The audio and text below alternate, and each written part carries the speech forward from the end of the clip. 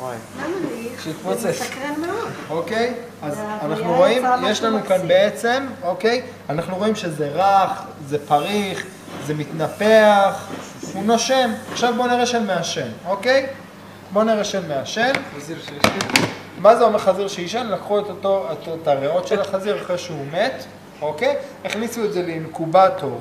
אתה יכול לבוא מפה ולנפח אם אתה רוצה. הכניסו את זה לאינקובטור עם עשן, מה שמדמה בן אדם שישן במשך כמה שנים. אז בואו נראה איך נראו את הריאות של אותו מעשן.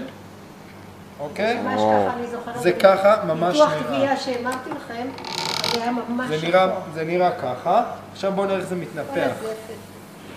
הכל השחור זה זפת, יש לכם מלא גידולים, אוקיי? מלא תיגעו, תראו גידולים. גידולים. אוקיי? תיגעו בזה, תראו. זה גידולים גושים סרטניים? כאלה בפנים. מלא גושים זה הגידולים, נכון, נכון, נכון מאוד. אוקיי? זה לא מתנפח בצורה אחידה, זה נקרע, זה ריאות של בן אדם מעשן. אבל זה אחרי שהוא מת, איך פתאום נהיו גידולים? לא, אחרי שהוא מת. זה לא משנה. מה זה הנוזל הזה? זה לא ממש, מה שקורה, שבגלל ששמו את זה בחומר משמר, עדיין הריאה יכלה לפתח שם גידול גם אחרי שהוא מת. כן.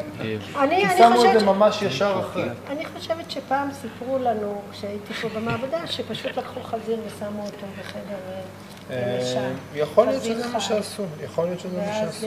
לכן גם יש גידולים. אתם מרגישים שזה יש בפנים גושים? אתם מרגישים גושים? יעוף עוד שנייה. אתם מרגישים את שמתי הגושים לב, בפנים? שי, אתה תראה, מרגיש ממש גושים הכל גושים. סופניים?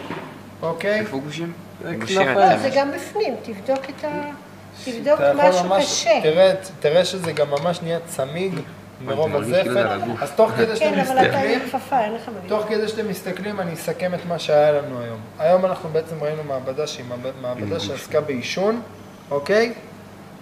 ראינו מעבדה שעסקה בעישון, עברנו על כמה תחנות. מבחינת גזים, אנחנו הבנו איזה גזים